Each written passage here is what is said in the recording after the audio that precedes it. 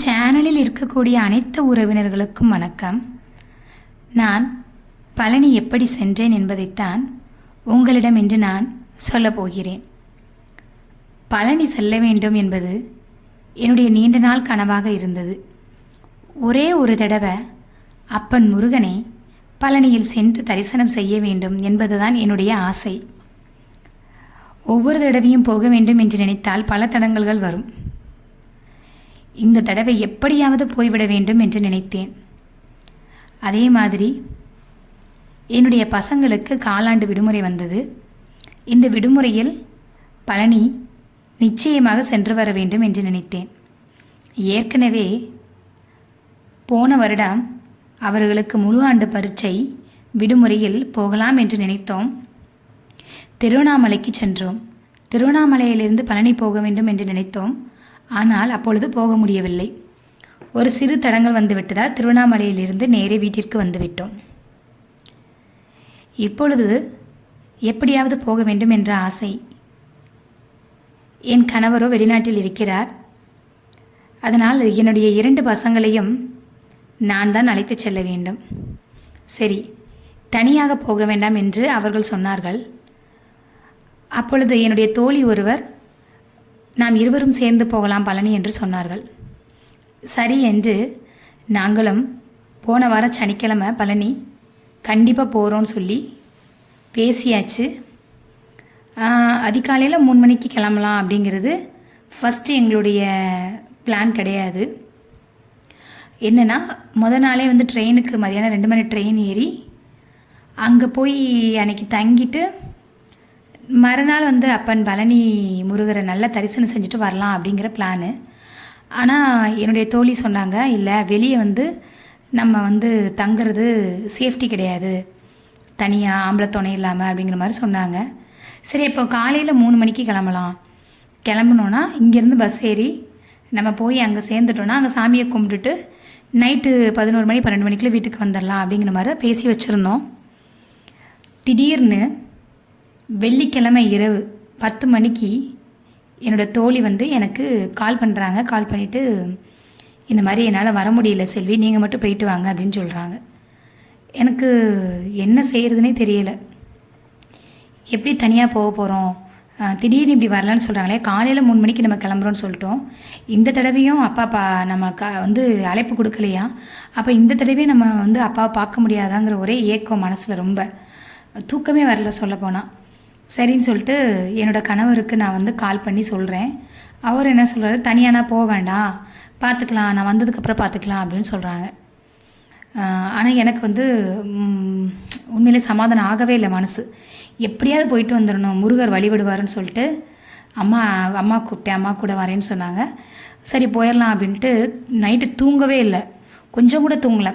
தனியாக போகிறோமே, எப்படி போவோம், 2 சின்ன பசங்களை வச்சுட்டு எப்படி போயிட்டு எப்படி வரப்போகிறோம், அது தெரியாத இடம். ஏன்னா இது வரைக்கும் பழனி போனதே இல்லை, ரொம்ப தூரம் நான் தனியாக போனதும் கிடையாது. அப்படிங்கிறப்போ ஒரு பயம் மனசுக்குள்ளே இருந்துக்கிட்டே இருக்குது. 1 மணிக்கு தூங்கி பார்த்தே தூக்கமே வரல. சரி, அப்போ முருகரை கும்பிடுவோன்னு சொல்லிட்டு 1 மணிக்கு எப்போதும் போல் நான் வேலை அபிஷேகம் பண்ணிவிட்டு முருகர்கிட்ட கண்ணீர் விட்டு சொல்கிறேன், எப்படியாவது நான் உன்னை பார்க்கணுன்ட்டு நான் கிளம்புறேன்ப்பா, இன்றைக்கி எப்படியாவது நான் பார்த்துடணும், நான் போயிட்டு நான் திரும்பி வர வரைக்கும் நீங்கள் தான் என் கூட துணையாக இருக்கணும்னு சொல்லிட்டு வேலை அபிஷேகம் முடிச்சுட்டு நாங்கள் இங்கேருந்து 3 மணிக்கு எங்கள் வீட்டிலேருந்து ஆட்டோ பிடிக்கிறோம். பிடிச்சி பஸ் ஸ்டாண்டு போயிட்டு அங்கேருந்து திருமங்கலத்துக்கு பஸ் ஏறுறோம். திருமங்கலத்தில் 5 மணிக்கு இறங்குறோம். அடுத்து அங்கேருந்து ஆரப்பாளையம் பஸ் ஏறுறோம். அங்கே 6 மணிக்கு இறங்குறோம். கையில் சாப்பாடு எதுவுமே கட்டிட்டு போகல. ஏன்னா நைட்டு செய்யலாங்கிற பிளான் இருந்துச்சு. இவங்க வரலன்னு சொன்னோடனே போகிறோமா போகலையாங்கிற ஒரு சந்தேகத்திலேயே இருந்ததுனால சரி எல்லாத்தையும் எப்படி சமந்துட்டு போக முடியும் அப்படின்ட்டு கடையில் சாப்பிட்டுக்கலான்னா எதுவுமே இல்லை, ஒரு ப்ரிப்பேரே பண்ணலை. ஒரு ப்ரெட் பாக்கெட் மட்டும் இருந்துச்சு, அதை மட்டும் கையில் எடுத்துகிட்டு போகிறோம். பசங்களுக்கு பசிக்குங்கிறப்போ 2 ப்ரெட்டு கொடுத்தாச்சு. ஆரப்பாளையத்தில் வடை கூட போடலை அந்த நேரத்தில், ஏன்னா 7 மணி ஆகும் அப்படின்ட்டாங்க. சரின்னு அங்கேருந்து பழனி பஸ் ஏறியாச்சு. பிள்ளைங்க பசிக்குன்னு சொல்கிறாங்க, சரி ப்ரெட்டை சாப்பிடுங்கடான்னு கொடுத்தாச்சு. எனக்கும் பார்த்திங்கன்னா ரொம்ப பசிக்குது, ஏன்னா நைட்டு ஃபுல்லாக தூங்கலை. அப்படிங்கிறப்போ ரொம்ப பசி எடுக்குது, தலை சுற்றுற மாதிரி இருக்குது. முருகரை தான் வேண்டிக்கிட்டே நீங்கள் கூடயே வான்னு சொல்லி வேண்டிக்கிட்டே போய் பழனியில் காலைல 9 மணிக்கு இறங்குறோம். இறங்கினோடனே ரொம்ப பசிக்கிறதுனால நாங்கள் போய் ஹோட்டலில் சாப்பிட்டுட்டு அதுக்கப்புறம் சரி நம்ம இவ்வளோ தூரம் போகிறோம், என்றைக்கோ ஒரு நாள் தான் போகிறோம், மொட்டை போட்டுடலாம் அப்படின்னு சொல்லிட்டு பிளான் இருந்ததுனால கீழே போய் திருவாவின்குடி முருகர் குழந்தை வேலா இது இருக்கார் இல்லையா, அவர்கிட்ட போய் மொட்டை போடலான்னு சொல்லிட்டு நாங்கள் புதுசு அப்படிங்கிறப்போ எங்களுக்கு எப்படி போகணும் என்னன்னு தெரியல. அங்கே ஒருத்தட்டே விசாரித்து தான் போகிறோம். அப்போது ஒரு கடையில் சொல்லுவாங்க, இங்கே தேங்காய் பழம் வாங்குங்க, 200ரூபான்னு சொன்னாங்க. ஆனால் நாங்கள் தெரியாமல் போனதுனால தான் நாங்கள் போன இடத்துலேயே வந்து எங்கள் தனிப்பை செருப்பெல்லாம் போட்டுட்டு சின்ன தேங்காய் தான், ஒரு விபூதி பாக்கெட்டு, ஒரு குங்குமம் பாக்கெட்டு, ஒரு சந்தன பாக்கெட்டு, இவ்வளோ தான் இருக்குது. நல்லா ஏமாத்துறாங்க. அதனால் யார் பழனி போனாலும் சரி அப்படி முதலே மட்டும் வாங்கவே கூடாது எதுவுமே. அவங்ககிட்ட 200ரூபாய் கொடுத்து வாங்கியாச்சு. திரும்ப கோயிலுக்கு போய் மொட்டை போட்டாச்சு. மொட்டை போட்டு பசங்களால் நடக்க முடியாது. ஏன்னா எனக்கு 2வது பையன் வந்து சின்ன பையன், அவன் வந்து நடந்தாலே கால் வலிக்குன்னு சொல்லுவான். அவனுக்கு அடிக்கடி கால் வலி வரும். அவன் வந்து ரொம்ப தூரம் நடக்க மாட்டான். அப்படிங்கிறப்போ என்ன பண்ணுறது, அவனுக்கு 5 வயசு தான் ஆகுது, நடக்க முடியாது, என்ன பண்ணுறதுன்னு யோசிச்சுட்டே இருந்தேன். சரி அப்போ வந்து ட்ரெயினில் போகலாம் அப்படின்னு சொல்லிட்டு மொட்டையை போட்டுட்டு 12 மணி நாங்கள் வந்து செருப்பை அங்கேயே கழட்டி போட்டு வந்துட்டோமா. காலில் செருப்பு கூட கிடையாது. அந்த யானை பாதை கூடி போவாங்களே, நடந்து போவாங்களே, அந்த இடத்துக்கு முன்னாடி நின்றுட்டு அங்கே அந்த ட்ரெயினுக்கு போகிற அளவுக்கு நடந்து போயாச்சு. போகிறப்ப எனக்கு தூக்கம் இல்லாதனால எனக்கு தெரியல, தலை சுற்றுது. எப்படி தான் வந்து மேலே உள்ள முருகரை நம்ம வந்து கும்பிட போகிறோமோ தெரியல அப்படின்னுட்டு அங்கே போய் பார்த்தா ட்ரெயினுக்கு கூட்டம் நிற்கிது. 2 மணி நேரம் ஆகும்னு சொல்கிறாங்க. 2 மணி நேரம் ஆகுனா என் 2வது பையன் வந்து எங்கேயுமே இருக்க மாட்டான். வீட்டுக்கு போகணும் ஆள ஆரம்பிச்சிருவான். சரி இங்கே இதுக்கு மேலே நம்மளால் நிற்க முடியாது, அப்போ பேசாண்டி யானைப்பாதை கூடி நடப்போம், முருகர் வழிவிடுவார் நமக்கு அப்படின்ட்டு என் மூத்த பையன்கிட்ட கேட்டோன்னே சரிம்மா நடந்து போகலாம் அப்படின்னு சொல்லிட்டான். அந்த ட்ரெயின் இருக்கிற இடத்துலேருந்து திரும்பி வர வழியில் பேட்ரி கார் வந்துச்சு. பேட்ரி கார்லேயும் போகலாம் யானைப்பாதையிலேருந்து அந்த ட்ரெயின் நிற்கிற இடத்துக்குன்னு அப்போ தான் தெரியும். அப்புறம் அவங்ககிட்ட போய் கேட்டோம், திரும்ப அந்த யானைப்பாதை இருக்கிற இடத்துக்கு கொண்டு போய் விடுவீங்களான்னு கேட்டோம். அவங்களும் சரி ஏறுங்கன்னு சொன்னாங்க. திரும்ப யானைப்பாதை இருக்கிற இடத்துக்கு வந்து இறங்கியாச்சு. யானைப்பாதை கூடி உள்ளே நடக்க போகிறோம். அவங்க வந்து கையில் மொபைல்லாம் இருக்கான்னு செக் பண்ணாங்க. இல்லைன்னு சொன்னோடனே சரி நடக்க சொல்லிட்டாங்க. கூட்டம் பார்த்திங்கன்னா நல்ல கூட்டம். நம்ம மட்டும்தான் நடக்கலை, நிறைய பேர் வராங்க கூட. இருந்தாலும் அவங்கவுங்க உடலில் வந்து பலவீனமாக இருந்துச்சுன்னா கொஞ்சம் நடக்கிறது கஷ்டம். நல்லா தைரியமாக இருந்தாங்கன்னா கொஞ்சம் ஈஸியாக நடந்துக்கலாம். சரின்னு நடக்க ஆரம்பித்தாச்சு. என்னுடைய 2வது பையன் ஆச்சரியம் என்னென்னா எங்கேயுமே நடக்க மாட்டான். அவன் அன்றைக்கி ஏறுறான், ஆனால் என்னால் ஏற முடியல, அம்மாவாலையும் ஏற முடியல. ஒரு யானைப்பாதை முடிச்சிருப்போம், அப்படியே ஒரு மாதிரி ஒரு மண்டபம் முடிச்சிருப்போம், ரொம்ப மூச்சு வாங்கிட்டு ஒரு மாதிரி வரும்.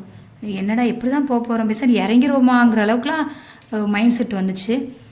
ஒவ்வொரு மண்டபம் முடிஞ்சதுக்கப்புறம் உட்கார தண்ணி குடிக்க. ஏன்னா போகிற வழியில் பார்த்திங்கன்னா நான் உண்மையிலே சொல்கிறேன், அவ்வளோ நீட்டாக ஒவ்வொரு மண்டபத்துலேயுமே பாத்ரூமு தண்ணி எல்லாமே நல்லா இருக்குது, நல்ல வசதி இருக்காங்க. நாங்களும் வந்துட்டு ஒவ்வொரு இடத்துலையும் போய் உட்கார தண்ணி குடிக்க இப்படியே தான் போய்கிட்டு இருந்தோம். அப்புறம் கொஞ்சம் தூரம் போனதுக்கப்புறம் இன்னும் கொஞ்சம் தூரம் தான், எனக்கு கொஞ்சம் தூரம் தான் இறங்குறவங்களாம் சொன்னாங்க. ஒருத்தட்டே கேட்போம், இன்னும் எவ்வளோ தூரம் போகணுன்னே எனக்கு கொஞ்சம் தூரம் தான் அப்படிம்பாங்க. அப்படியே கேட்டு மூச்சு வாங்கிருச்சு எல்லாருக்குமே. எப்படியோ ஏறியாச்சு. கோயிலுக்கு மலை ஏறுறது வந்து கஷ்டம்னு சொல்லக்கூடாது. இருந்தாலும் நான் என்ன சொல்கிறேன்னா, எனக்கு ஏற்கனவே வந்து கால் ஃப்ராக்சர் ஆச்சு. அது வந்து என்னென்னா கீழே பாதத்தில் தான் வந்து பெருவிரல் ஃப்ராக்சர் தான். அது சொல்லப்போனால் இன்னும் சரியாகலை. என்னால் வந்து மற்றவங்க மாதிரி நார்மலாக ரொம்ப ஸ்பீடாலாம் மாடி ஏற முடியாது, இறங்க முடியாது. படி ஏறினாலுமே எனக்கு அந்த இடத்துல கால் வீங்கும். அதுக்கப்புறம் ஒரு 2 நாள் கழித்து அந்த கால் வீக்க வத்திரும், சரியாயிரும். எனக்கு அந்த பிரச்சனை இருக்கிறதுனால நான் ரொம்ப எல்லோரும் மாதிரி ஸ்பீடாலாம் போக முடியாது. அப்புறம் கொஞ்சம் மேலே போனால் படி கிட்டத்தட்ட ஒரு 20 படி, கடைசி 20 படிக்கு பார்த்திங்கன்னா பயங்கரமாக சுட ஆரம்பிக்குது. ஏன்னா நாங்கள் நடக்க ஆரம்பித்தது 12 மணி உச்சி வெயிலில். அங்கே முக்கால்வாசி நிழல் தான். அந்த கடைசி ஒரு 20 படிக்கு பார்த்திங்கன்னா வெயில் சும்மா சுள்ளுன்னு அடிக்குது. படியில் காலே வைக்க முடியல, அவ்வளோ ஒரு சூடு. அதில் என் 2வது பையன் வந்து நடந்துக்க மாட்டான். அவனையும் தூக்கி வச்சுக்கிட்டு மெதுவாக தான் நடந்து போய் மேலே போனால் கரெக்டாக வந்து நாங்கள் உச்சிக்கால பூஜைக்கு போயிருக்கோம். அதனால எல்லாரையும் வந்து சாமி கும்பிட விடாமல் நிப்பாட்டி வச்சுருக்குறாங்க. 10 ரூபா டிக்கெட் எடுக்கிறாங்க, 100 ரூபா டிக்கெட் எடுக்கிறாங்க. நாங்கள் 10 ரூபா டிக்கெட் எடுத்துகிட்டு உள்ளே போயாச்சு. என்னென்னா நான் என்னென்னு சொன்னால் எல்லாமே புதுசுங்கிறதுனால உள்ளே போனோன்னா சாமி கும்பிட்டு உடனே வந்துடலாம். வந்து வெளியே வந்ததுக்கப்புறம் அந்த புளியாதரை ஏதாவது பிள்ளைங்களுக்கு வாங்கி கொடுத்துக்கலாம், பொங்கல்லாம் அப்படின்னு நினச்சிட்டு உள்ளே போனால் அவங்க உள்ளே போய் அங்கேயே தனித்தனியாக ஒரு மாதிரி கதவாக வச்சுருக்காங்க. அங்கே போய் பூட்டி போட்டாங்க எங்களை. பசங்க 2 பேரும் பசிக்குன்னு ஒரே அழுக. அதுக்கப்புறம் பார்த்தா கீழே நாங்கள் ஒரு நல்ல விஷயம் என்னென்னா கீழேயே குழந்தை வேலாயுதத்துக்கே தேங்காய் பழம் உடைச்சிட்டோம். நாங்கள் பஸ்ஸில் போகிறப்போ ஒரு சகோதரி எங்க கூட வந்தாங்க. அவங்க கணவர் வந்து அங்கே வந்து போலீஸாக இருக்கிறாங்களாமா. அவங்க சொன்னாங்க, எப்போதுமே வந்து கீழே உள்ள முருகர் தான் வந்து ரொம்ப சக்தி வாய்ந்தவர். ஏன்னா அவர் கோச்சிட்டு வந்து இங்கே தான் உட்காந்ததுனால நாங்கள் இங்கே இருக்கிறவங்க எல்லாருமே கீழே உள்ள முருகர் தான் எப்போதுமே கும்பிடுவோம். அதனால் இங்கே நாங்கள் வந்து மேலே மேக்ஸிமம் போக மாட்டோம் அப்படின்னு சொன்னாங்களா. அப்போ நாங்கள் என்ன பண்ணோம், கீழேயே தேங்காய் பழம் உடச்சிட்டு போனோம். அந்த தேங்காய் பழம் கையில் இருந்துச்சா, அப்புறம் என்ன பண்ணேன், இவனுக்கு ஒரு வாழைப்பழம் அவனுக்கு ஒரு வாழைப்பழத்தை கொடுத்துட்டு சாப்பிடுங்கன்னு கொடுத்தாச்சு. சாப்பிட்டு முடிச்சுட்டு கிட்டத்தட்ட ஒரு 30 நிமிஷம் வெயிட் பண்ணோம். அதுக்கப்புறமா கதவை திறந்து விட்டாங்க. கூட்டம் முதன்னு இருக்குது, உள்ளே போகவே முடியல, அவ்வளோ கூட்டம் தள்ளுறாங்க இடித்து. நான் எங்கள் சின்னவனை தூக்கி இடுப்பில் வச்சுக்கிட்டேன். ஏன்னா கூட்டத்துலலாம் பிள்ளைங்களை கீழே விட்டுன்னு நசுக்கி தள்ளிடுவாங்கன்ட்டு. என்னன்னு தெரியல, அவள் நேரம் முழிச்சிருந்தவன் நடந்த டயர்டாக என்னன்னு தூங்கிட்டான். கரெக்டாக சாமியை மேலே போய் பார்க்குறப்போ தூங்கிக்கிட்டே இருக்கான். எழுப்பி விட்றோம், எந்திரிடா இருந்தாலும் எந்திரிக்க மாட்டேங்கான். சரி நம்ம வேல்மாறல் படிச்சுக்கிட்டே அந்த கூட்டத்தில் நிற்கிறேன். ஏன்னா கூட்டம் அவ்வளோ கூட்டம், மூச்சு கூட விட முடியல. ஒரு பொண்ணெல்லாம் அழ ஆரம்பிச்சிருச்சு. அப்படியே நின்னாச்சு. அதுக்கப்புறம் சாமியை பார்க்க விட்டாங்க. குழந்தை பாலசுப்ரமணியம் அலங்காரம். ஒரு நிமிஷம் தான் பார்க்க விட்டாங்க, பார்த்துட்டு கிளம்புங்கன்னு சொல்லிட்டாங்க. சரின்ட்டு வெளியே வந்தாச்சு. வெளியே வந்து அதுக்கப்புறம் ஒரு புளியாதரை வாங்கினோம். பஞ்சாமிரதம் பக்கத்தில் உள்ளவங்களுக்குலாம் கொடுக்கறதுக்கு வாங்கினோம். வாங்கிட்டு ஏன்னா அவங்களுக்கு சின்ன பிள்ளைங்க இல்லையா, அவங்களுக்கு வந்து ரோப் காரில் இல்லை ட்ரெயினில் போகணுன்னு ஆசை. ரோப் காருக்கு போய் கேட்குறோம், மணி 2 கரெக்டாக. அப்போ ரோப் காரில் கேட்டால் அவங்க 2 மணி நேரம் ஆகும்னு சொல்கிறாங்க. திரும்ப பார்த்தா இங்கே வந்து ட்ரெயினுக்கு வந்து கேட்குறோம், அங்கே ஒரு 10 நிமிஷம் வெயிட் பண்ணுறோம். அவங்க அங்கே இருக்கிறாங்க, கிட்டத்தட்ட 100 பேர் உட்காந்துருக்காங்க. ஒவ்வொரு இதுலேயும் 12 பேர் தான் ஏற்றுவாங்களாம். அப்போ அந்த 100 பேரை ஏற்றி எப்போ நம்ம போய் சேர 2:30 தான் கேட்டை திறப்பாங்கன்னு சொல்கிறாங்க. இப்போ 2:30 கேட்டை திறந்து நம்ம எந்நேரம் கீழே போய் சேர, நம்ம ஊர் வந்து நைட்டுக்குள்ளே சேரணுமேன்னு சொல்லிட்டு, இறங்கிடுவோண்டா, ஏறது தான் கஷ்டம், இறங்குறது ஈஸி தான், இறங்கிடலாம் அப்படின்னு சொல்லியாச்சு பசங்கக்கிட்ட. சொல்லிவிட்டு அப்புறம் இறங்க ஆரம்பிச்சிட்டோம். கொஞ்சம் தூரத்தில் அந்த கீழே நான் சொன்னேன் இல்லையா, மேலே ஏறப்போ கடைசி 20 படி சுடுதணும் இல்லையா, அது 2 மணி ஆகிறப்போ ரொம்ப சுட ஆரம்பிச்சிட்டு அதில் இறங்குற காலெல்லாம் எரியுது. அப்படியே என்ன சொல்கிறது, தகன்னு எல்லாருமே எங்களை மாதிரி தான் இறங்குறாங்க. ஒரு 14 வயசு பொண்ணுலாம் அழ ஆரம்பிச்சிட்டா. அவங்க அம்மா அப்பா இந்த கையில் ஒருத்தவங்க இந்த கையில் ஒருத்தவங்க பிடிச்சிக்கிட்டு அந்த பொண்ணை கூப்பிட்டு வந்தாங்க. நான் என் பையனை வச்சுக்கிட்டு இடுப்பில் தூக்கி வச்சுக்கிட்டே இறங்கினேன். எனக்கு வந்து படி வந்து நேராக இறங்க முடியாது, அந்த கால் ஃப்ராக்சர் ஆனதுனால கிராஸாக தான் இறங்க முடியும். பசங்க வந்து சின்ன பசங்க விளையாட்டு பசங்கனால குடுன்னு ஓட ஆரம்பிச்சிட்டாங்க. அப்புறம் கொஞ்சம் தூரத்தில் போய் புளியோதரை உட்காந்து சாப்பிட்டுட்டு அதுக்கப்புறம் கீழேயும் பார்த்தா கீழேயும் சுடுது. கிட்டத்தட்ட ரொம்ப வெயிலுங்கனால ஒரு 20 படிக்கு சுடுது. எப்படியோ வந்தாச்சு, கீழே இறங்கியாச்சு. கீழே இருந்து நம்ம செருப்பு போட்டிருக்கோம் இல்லையா, அந்த கடைக்கு அந்த பையை எடுக்கணும்னா கிட்டத்தட்ட 1 கிலோமீட்டர் நடக்கணும். அதுக்கப்புறம் நம்ம அங்கே ஆட்டோ பிடிக்கனால அது கொஞ்சம் தூரம் நடக்கணும். அவ்வளோ சூடு, எனக்கு ஓடவும் முடியாது. அம்மா தம்பி எல்லாருமே குடுன்னு ஓடிட்டாங்க. இதில் இன்னொன்று என்னென்னா, எங்கள் சின்ன வந்து செருப்பு இல்லாமல் நடக்க மாட்டாங்கனால கீழே மொட்டை போடுற இடத்துல அவன் செருப்பை வந்து கடையில் போடாமல் சும்மா வெளியே போட்டு வச்சுருந்தோம், யார் தூக்கிட்டு போகிறான் அப்படின்ட்டு. அதனால் அவனுக்கு மட்டும் செருப்பு இருந்ததுனால அவன் நடந்து வரான். இவங்கெல்லாம் குடுன்னு ஓடிட்டாங்க. திரும்ப போய் ஆட்டோ பிடிச்சி அப்புறம் எங்கன்னா ஹோட்டலுக்கு போயாச்சு. போனால் காலெலாம் எரியுது, ஒருவேளை பொத்துருக்குமோ அப்படின்னு பயம். அதுக்கப்புறம் தண்ணியை தூக்கி காலில் ஊற்றிட்டு அதுக்கப்புறம் சாப்பிட்டுட்டு திரும்ப பஸ் ஏறிட்டோம். இவ்வளோ வெயிலில் நடந்த ஆச்சரியம் என்னென்னா, ஒருத்தருக்குமே கால் பொத்து போகலை. நான் கூட நினச்சோம் கால் எரியுது, அப்போ கால் பொத்துருக்குமோ அப்படின்னு நினச்சோம். ஆனால் கால் வந்து பொத்தே போகலை. இவ்வளோத்துக்கும் எங்களுக்கு வந்து முருகனோட அருள் இருக்குது அப்படிங்கிறத நான் வந்து நினச்சேன். ஏன்னா எனக்கு எங்கள் வீட்டு மாடியே வந்து ஒரு தடவை ஏறி இறங்கினா கால் அவ்வளோ வலிக்கும். உண்மையிலே சொல்கிறேன், அவ்வளோ படி ஏறி இறங்கி வந்தாச்சு. அந்த ஃப்ராக்சரான காலில் எனக்கு வலியே இல்லை. அதுதான் ரொம்ப ஆச்சரியம். அப்போ தான் வந்து முருகருடைய அருள் ஆசீர்வாதமும் உண்மையிலே இருக்குது. ஏன்னா என் 2வது மகன் கொஞ்சம் தூரம் நடந்தாலே கால் வலிக்குன்னு சொல்லுவான். அன்றைக்கெலாம் அவன் வந்து மலை ஏறி இறங்கிட்டு கால் வலிக்குன்னு சொல்லவே இல்லை. அது ரொம்ப ஆச்சரியம். ஒவ்வொரு விஷயமே பயந்து தான் பண்ணோம். அப்படி பயப்படுறப்பெல்லாம் முருகான்னு கூப்பிட்டுட்டே தான் நான் எல்லா இடத்துலையுமே போனேன்.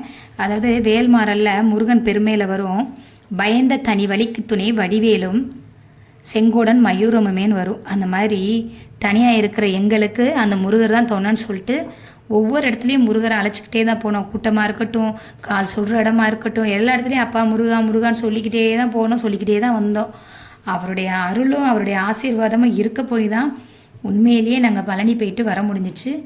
நாங்கள் திரும்ப பஸ் ஏறி வாரோம். அப்போது மதுரையில் ஏறியாச்சு. பஸ்ஸெல்லாம் பார்த்தா பயங்கர கூட்டம். எல்லாருமே சொல்கிறாங்க ஸ்கூல் லீவ் விட்டதுனால தான் பஸ்ஸெல்லாம் கூட்டமாக இருக்குது. நீங்கள் பேசாம மாட்டுத்தாவணி போயிருக்கலாம்ல, இங்கே ஆரப்பாளையத்துலேருந்து திருமங்கலம் போனீங்கன்னா திருமங்கலத்தில் பஸ்ஸே கிடைக்காது, ரொம்ப கூட்டமாக தான் இருக்குன்னு சொல்கிறாங்க எல்லோரும். அப்புறம் எப்படி அவ்வளோ தூரம் நம்ம 2 மணி நேரம் ட்ராவல் பண்ணணுமே, பிள்ளைங்களை வச்சுட்டு எப்படி நின்றுக்கிட்டே போகிறது அப்படின்ட்டு. அடுத்து திருமங்கலத்தில் இறங்கின உடனே பஸ்ஸு ஒரே ஒரு சீட்டு இருந்துச்சு. அந்த சீட்லேயே ஒருத்தர் உட்காந்துருந்தார். அவர் அப்புறம் பின்னாடி ஒரு சீட்டில் மாறி உட்கார சொல்லிட்டு நாங்கள் அப்புறம் உட்காந்து கரெக்டாக கோவில்பட்டியில் நாங்கள் வந்து இறங்குறப்போ 10:30 அங்கே ஹோட்டலில் சாப்பிட்டுட்டு அப்புறம் ஆட்டோ பிடிச்சி வீட்டுக்கு வந்துட்டோம். 11:15 11:30 ஆயிடுச்சு. அப்புறம் வந்து முருகருக்கு நன்றி சொல்லிட்டு, அப்பா முருகா எங்கள் கூடயே துணையாக வந்து எங்களை நல்லபடியாக வீட்டில் வந்து சேர்த்துட்டீங்க அப்படின்னு ரொம்ப நன்றியை சொல்லியாச்சு. இவ்வளோ முருகர் கோயிலுக்கு போகிறப்போ இவ்வளோ பிரச்சனையை சந்தித்து போயிருக்கிறோம். ஆனால் அந்த ஒவ்வொரு நேரத்துலையும் முருகர் எங்களுக்கு துணைக்கு வந்தாங்க. முருகர் கோயிலை உண்மையிலே சிறப்பாக வந்து நாங்கள் கும்பிட்டாச்சு. கீழே வந்து அடிவாரத்தில் கும்பிட்றப்பந்தான் நம்ம சேனலில் நம்ம உறவினர்கள் பதிவு செய்த அத்தனை பிரார்த்தனைகளையுமே பாதி வந்து எனக்கு மனப்பாடமாகவே இருக்கும். ஏன்னா தொடர்ந்து நம்ம சேனலில் வந்து நம்மளுடைய உறவுகள் எல்லாமே பிரார்த்தனைக்காக பதிவு செஞ்சுட்டே இருக்கிறதுனால அவங்களுடைய பிரார்த்தனை, அவங்களுடைய பேர் எல்லாமே எனக்கு நினைவு இருக்கும். இப்போ புதுசாக யாராவது பண்ணியிருப்பாங்களே, அதை மட்டும் ஒரு சீட்டில் எழுதிட்டு அங்கே போய் எல்லாருடைய வேண்டுதலையும் அப்பா முருகர்கிட்ட சொல்லியாச்சு. ஏன்னா மேலே போய் நம்ம முருகருக்கு முன்னாடி போய் ரொம்ப நேரம் சொல்ல முடியாது. ஏன்னா அங்கே 1 நிமிஷம் தான் நிற்க விடுவாங்க. கீழே வந்து எவ்வளோ நேரம்னாலும் நிற்கலாம்.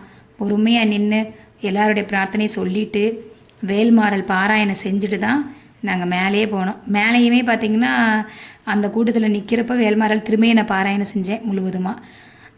உண்மையிலே திருப்தியாக இருந்துச்சு. எல்லாருமே முருகரை வந்து நம்பிக்கையாக வழிபாடு செய்யுங்க. அப்படி செஞ்சிங்கன்னா எவ்வளோ கஷ்டம் வந்தாலும் அவரோட துணை வந்து கண்டிப்பாக இருக்கும். அப்பன் முருகனுடைய ஆசீர்வாதம் அனைவருக்கும் இருக்கும். நன்றி, வணக்கம்.